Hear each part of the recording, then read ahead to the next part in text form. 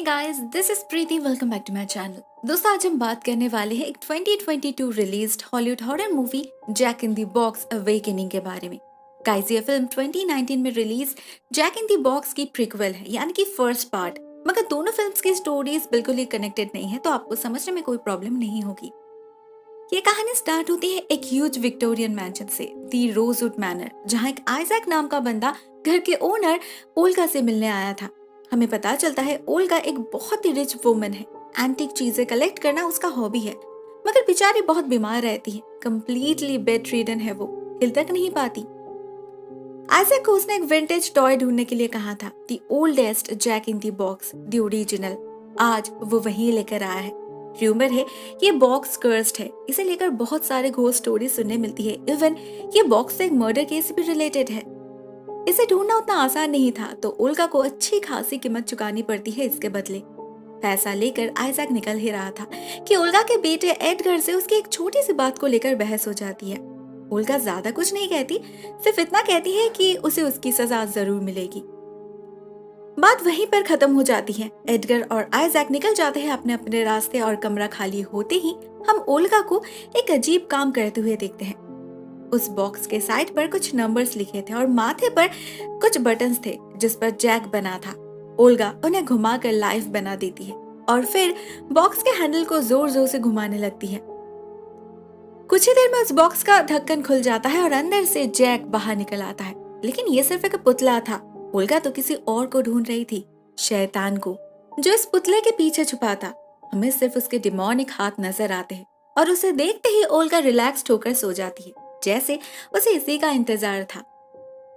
उधर हम आइजैक को देखते हैं। वो अपनी कीज ढूंढ रहा था, तभी उसे कॉरिडोर के अंधेरे कोने में से किसी के ग्राउलिंग की आवाज सुनाई देती है। बाहर बिजली कड़क रही थी। उसे रोशनी में हमें एक क्रीपी फिगर नजर आता है, जो पास जाते ही आइजैक पर हमला करके मार डालता है उसे, और फिर उसके लाश को खींच कर ले जाता है ओल्गा के कमरे में। ओल्गा उसे देखकर डरती नहीं, क्योंकि उसने ही खुद इस शैतान को बुलाया था। यही है दी असली जैक, दी डीमन। वो आइजैक के लाश के साथ बॉक्स के अंदर घुस जाता है और इमीडिएटली बॉक्स का नंबर 0 से 1 हो जाता है। ओल्गा के अलावा किसी को पता नहीं चलता इस दहशत के बारे में, एडगर को भी नहीं। अगले सीन में हम एक और लड़की को इसी घर में आते हुए देखते हैं। इसका नाम है एमी और वो डस्टिंग का काम करने वाली है। उसे देखकर एडगर दरवाजा खोलने जाता है, मगर इस दरवाजे का मैकेनिज्म बहुत पुराना होने के कारण उसे बहुत दिक्कतें आ रही थी। चाबी ठीक से काम नहीं कर रही थी। फाइनली बहुत स्ट्रगल करने के बाद दरवाजा खुलता है। एमी अंदर आती है और फिर वो दरवाजा अपने आप ही बंद हो जाता है। एमी को ये घर बहुत पसंद आया था, लेकिन उसे तो पता ही नहीं अपने अनजाने में ही वो किस मुसीबत में फंस चुकी है। उसे उसका काम समझा के एडगर अपने माँ के लिए खाना लेकर ऊपर जाता है और कमरे में एंटर करते ही डर से सहम जाता है। वो पूरा कमरा आइजैक के खून से लहूलुहान हो चुका था। ओल्गा एडगर को संभालती है, उसे सारी बातें बताती है और साथ में अपने ट्रू पर्पस भी रिवील करती है। पता चलता है ये बॉक्स असल में एक विशिंग बॉक्स है। ओल्गा ने इस शैतान से डील किया है, अगर इसे 6 सैक्रिफाइसेस मिल जाए तो ये कोई भी विश पूरा कर सकता है। ओल्गा को बोन कैंसर है। डॉक्टर ने उसे बस 1 महीने का वक्त दिया है, लेकिन वो मरना नहीं चाहती। भगवान ने तो उसकी कोई मदद नहीं की, इसलिए उसने इस शैतान से अपनी जिंदगी मांगी है। अभी बस और 5 सैक्रिफाइसेस देने होंगे, जिसमें उसे एडगर की मदद चाहिए। घर में ऑलरेडी 2 लोग मौजूद हैं, जेनेट एंड फ्रैंक। आज एमी ने भी ज्वाइन किया है, तो इन टोटल 3 हो गए, बाकी है और 2, जिसका इंतजाम एडगर को ही करना होगा। सब कुछ सुनकर एडगर बहुत बड़े कश्मकश में फंस जाता है। उसे पता ही ये गलत है, लेकिन वो अपने माँ को इस हालत में देख नहीं पा रहा था। वो बहुत सोचता है। पूरी रात उसे डरावने सपने आते हैं, मगर एट लास्ट वो राजी हो ही जाता है। अपने माँ के खातिर इतना तो वो कर ही सकता है। उधर नीचे एमी नोटिस करती है इस घर में कहीं पर भी नेटवर्क नहीं है। वो अपने कलीग्स जेनेट एंड फ्रैंक से भी बात करती है, जहाँ उसे पता चलता है ना इस घर में कोई लैंडलाइन है ना इंटरनेट। ये घर तो जैसे किसी और ही दुनिया से बिलोंग करता है। एट द सेम टाइम हम एडगर को देखते हैं अपने अगले शिकार के लिए जाल बिछाते हुए। शायद उसे पता था हर रात सबके सो जाने के बाद जेनेट एंड फ्रैंक घर के स्टोर रूम में जाते हैं क्वालिटी टाइम स्पेंड करने।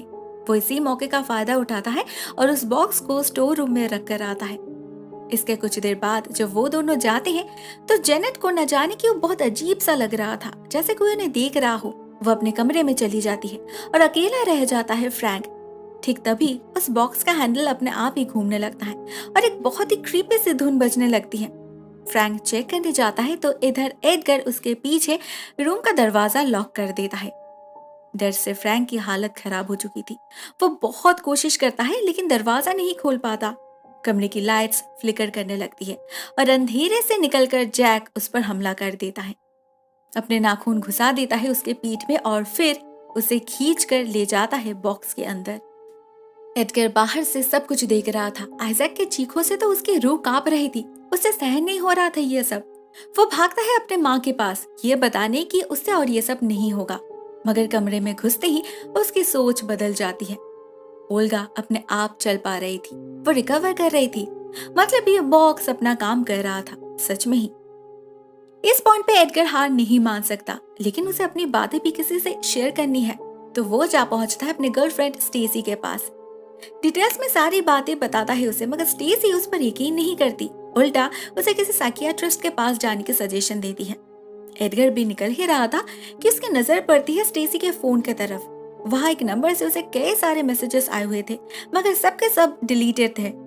एडगर को शक होता है और वो उस नंबर पे कॉल करता है। फोन रिसीव करता है एक बंदा, जिसके बातों से एडगर समझ जाता है इसी के साथ स्टेसी का अफेयर चल रहा है। इनफैक्ट कुछ देर पहले ये बंदा इसी घर में था।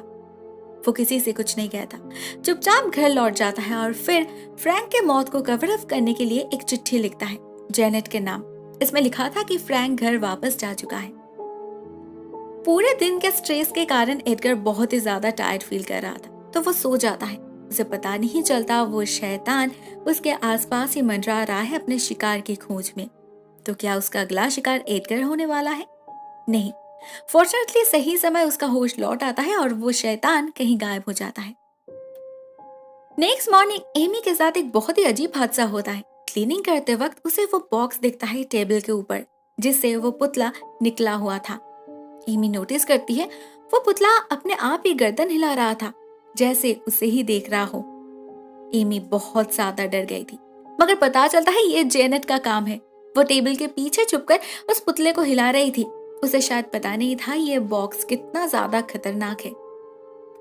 उससे एमी को पता चलता है फ्रैंक के चिट्ठी के बारे में, जो कल रात एडगर ने उसके दरवाजे के सामने रखकर आया था।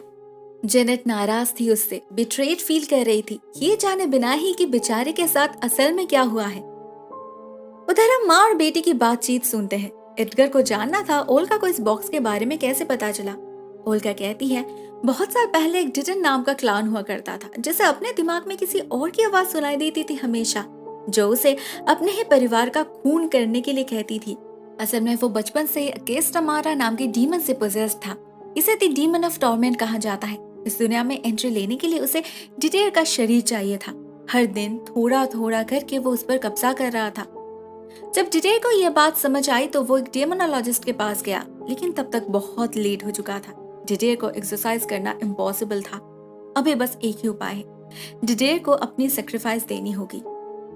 ये डेमोनोलॉजिस्ट अपने ताकत से उसके लिए एक स्पेशल बॉक्स तैयार करके देता है और डिटेर को खुद को कैद करने के लिए कहता है। उस वक्त के लिए तो वो कैद हो जाता है, मगर इस डेमोनोलॉजिस्ट का इंटेंशन कुछ और था। वो इस डीमन से अपना काम पूरा करवाना चाहता था। उसे एक बेटा चाहिए था, इसीलिए उसने इस बॉक्स को एक विशिंग बॉक्स की तरह बनाया। कुछ दिन बाद जब वो श्योर हो गया कि डिटेर पर उस शैतान का कब्जा पूरा हो चुका है, तो उसने इस बॉक्स से एक बच्चे की डिमांड की और इस डीमन को रिलीज कर दिया। उसे तो बच्चा मिल गया, मगर 6 लोगों की जान गई उसके बदले। उस डेमोनोलॉजिस्ट ने अपने डायरी में सारी डिटेल्स लिख कर गया था। उसके मौत के बाद वो डायरी ओल्गा के हाथ लग गई और उसे इस बॉक्स के बारे में पता चला। अगर सब कुछ सही चला तो कुछ ही दिनों के अंदर वो पूरी तरीके से रिकवर कर जाएगी, लेकिन उसके लिए अभी और 3 विक्टिम जरूरी है, जिसका अरेंजमेंट्स शायद शैतान खुद ही कर रहा था। हम देखते हैं स्टेसी आई है एडगर से मिलने। शायद वो कुछ कन्फेस करना चाहती थी, मगर एडगर उसे वो मौका ही नहीं देता। उससे पहले ही वो उसे बेहोश करके स्टोर रूम में ले जाकर चेयर से बांध देता है और उसके सामने रख देता है उस बॉक्स को। पहले तो स्टेसी कुछ समझ नहीं पाती, लेकिन जैसे उस बॉक्स का ढक्कन खोलकर अंदर से वो पुतला निकल आता है, स्टेसी को एडगर की बातें याद आने लगती है। But it's too late now. शैतान आ चुका था उसके सामने। पहले वो स्टेसी के आंखों को नोच लेता है और उसके बाद उसे खींच कर ले जाता है बॉक्स के अंदर। थर्ड सैक्रिफाइस पूरा हो चुका था। बाकी था और 3। इनमें से 2 घर में ही मौजूद हैं, जेनेट एंड एमी। ओल्गा उन्हें मारना चाहती थी, मगर एडगर को उनके लिए खराब लग रहा था। वो भी तो इंसान है ना। लेकिन जब उनकी कुछ बातें ओवरहियर करता है वो, तो उसे गुस्सा आ जाता है। उसे सुनाई देती है जेनेट एमी से उसके और ओल्गा के बारे में पीएनपीसी कर रही है।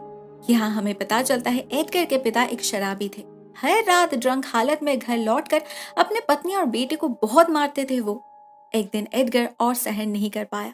उसने एक भारी चीज से अपने पिता के माथे पर वार करके उसे मार डाला। तब उसकी उम्र सिर्फ 12 साल थी। ओल्गा ने उसे बचाने के लिए सारा दोष उसके अंकल पर डाल दिया और फिर घर छोड़कर भाग गई उसके साथ। एडगर अपने माँ के इस फेवर को कभी भुला नहीं पाएगा। वो अटरली ग्रेटफुल है अपने माँ के प्रति। लेकिन घर की मेट्स होकर जेनेट और एमी इन बातों को लेकर डिस्कस कर रहे हैं, मजाक कर रहे हैं, ये देखकर एडगर को गुस्सा आ जाता है और वो उन्हें जाल में फंसाने के लिए रेडी हो जाता है। सबसे पहले वो एमी के ड्रिंक में कुछ पॉइजनस मिला देता है, जिससे उसकी तबीयत खराब होने लगती है और वो डिसाइड करती है कल सुबह ही वो इस घर को छोड़कर चली जाएगी। मगर उससे पहले उसी रात उसे अपने सामने वो शैतान दिखता है और वो डर के मारे बेहोश होकर गिर जाती है। नेक्स्ट मॉर्निंग एडगर एक डॉक्टर को बुला लाता है उसका चेकअप करने के लिए, मगर डॉक्टर उसे कोई मेडिसिन नहीं देता, सिर्फ अपना कार्ड देता है और रेस्ट करने के लिए कहकर निकल जाता है। जाते वक्त एडगर के बातों से हमें पता चलता है उसने इस डॉक्टर को कुछ और करने के लिए कहा था जो इस डॉक्टर ने नहीं किया। गुस्से में एडगर डिसाइड करता है कि इस डॉक्टर को भी वो उस शैतान के हवाले कर देगा। इसीलिए जैसे ही ये डॉक्टर स्टोरेज रूम के पास से गुजरने लगता है, एडगर उसे धक्का देकर अंदर फेंक देता है और दरवाजा बाहर से लॉक कर देता है। अंदर वो बॉक्स ऑलरेडी था। शिकार को सामने देखकर वो शैतान बाहर निकल आता है और उस डॉक्टर को निगल लेता है। चौथा शिकार पूरा होने के साथ साथ उधर ओल्गा की कंडीशन बेहतर हो चुकी थी। वो किसी हेल्प के बिना ही चल पा रही थी और एडगर को आगे का प्लान भी इंस्ट्रक्ट करती है। वो लोग डिसाइड करते हैं आज रात ही सारा काम खत्म करके वो लोग कहीं और भाग जाएंगे। एडगर मेन गेट को लॉक कर देता है और फिर शुरू होता है मौत का खेल। ऑब्वियसली इस खेल में जेनेट एंड एमी शिकार होने वाले थे, बट द ट्विस्ट इज उन लोगों को इस खेल की भनक ऑलरेडी लग चुकी थी। जेनेट ने खुद अपने आंखों से देखा था एडगर को उस डॉक्टर को पैसे देते हुए, ढेर सारे पैसे। कुछ तो खिचड़ी पका रहे हैं ये लोग, मगर वो कितनी ईविल है, कितने सिनिस्टर है, उसका कोई अंदाजा भी नहीं है इन लोगों के पास। वो सिर्फ यहाँ से भागना चाहते थे, मगर उन्हें चाबी नहीं मिल रही थी कहीं, तो दोनों अलग अलग होकर उस चाबी को ढूंढने लग जाते हैं। और इसी प्रोसेस में जेनेट जा पहुंचती है उस स्टोर रूम में। वहां उसे देखकर ही शैतान निकल आता है अपने बॉक्स से और हमला कर देता है उस पर। एडगर उसके सामने खड़े सब कुछ देख रहा था, मगर वो उसे हेल्प नहीं करता। उल्टा जब जेनेट भागने की कोशिश करती है तो उसके मुंह पर दरवाजा बंद कर देता है। अंदर वो शैतान जेनेट को नोच नोच कर खा जाता है। जिंदा रह जाती है सिर्फ एमी। वो अपना सामान पैक कर रही थी, तभी उसे उस डॉक्टर का कार्ड मिलता है। पता चलता है वो डॉक्टर असल में कोई डॉक्टर है ही नहीं, वो एक पेड एक्टर है और उसने अपने कार्ड में एमी के लिए एक वार्निंग नोट छोड़ा था, जिसमें उसने एमी को भागने के लिए कहा था इस घर से। एमी वही करती है। जब एडगर उसे रोकने जाता है तो वो उसे एक कमरे में बंद करके खुद जाती है उसके कमरे में चाबी ढूंढने। उसे चाबी तो मिल जाती है मगर वो भाग नहीं पाती। ओल्गा आकर उससे पीछे से स्टैब कर देती है, मगर जान से नहीं मारती क्योंकि ओल्गा उसका सैक्रिफाइस देना चाहती थी। समय हो चुका था, शैतान बस आने ही वाला था कि ऐसे में गेम पलट जाता है। एमी घायल हालत में ही ओल्गा को स्टैब कर देती है, जान से मार डालती है उसे, मगर वो खुद भी बच नहीं पाती। शैतान उसे ढूंढ ही लेता है। एमी किसी तरह उससे पीछा छुड़ा के दरवाजे को खोलने की कोशिश में लग जाती है। फॉर्चुनेटली इस बार उसे ज्यादा वक्त नहीं लगता। वो भागती है बाहर की तरफ एंड फाइनली फेंस को पार कर ही लेती है। शैतान उसे पकड़ नहीं पाता, मतलब 6 सैक्रिफाइस पूरा नहीं हो पाता। उधर अपनी माँ की चीखें सुनकर एडगर दरवाजा तोड़कर उनके पास जा पहुंचता है, मगर तब तक उनकी जान निकल चुकी थी। अब उन्हें जिंदा करने का बस एक ही तरीका है, एडगर को अपनी सैक्रिफाइस देनी होगी क्योंकि घर में वो अकेला ही जिंदा रह गया था। एडगर वही करता है, शैतान के सामने खुद को सरेंडर कर देता है और जैसे ही उसकी लाश बॉक्स में घुसती है, सिक्स्थ सैक्रिफाइस पूरा हो जाता है और शैतान भी अपना वादा निभा देता है। वो जिंदा कर देता है ओल्गा को। लेकिन क्या इतने सारे इनोसेंट लोगों के बदले मिली इस जिंदगी से उसे कभी सुकून मिल सकता है भला? God knows. दोस्तों, ये कहानी यहीं पर एंड हो जाती है। ऑनेस्टली मुझे ये कहानी काफी थ्रिलिंग एंड इंटरेस्टिंग लगी। स्टोरी अच्छी है, कुछ बहुत अच्छे जंप स्केयर सीन्स भी है। आप इस फिल्म को जरूर देख सकते हो। I am sure you want regret it. आज के लिए बस इतना ही दोस्तों। Thank you so much for watching this video. बहुत जल्द मिलते हैं किसी और नए वीडियो के साथ। तब तक के लिए टेक केयर, टाटा।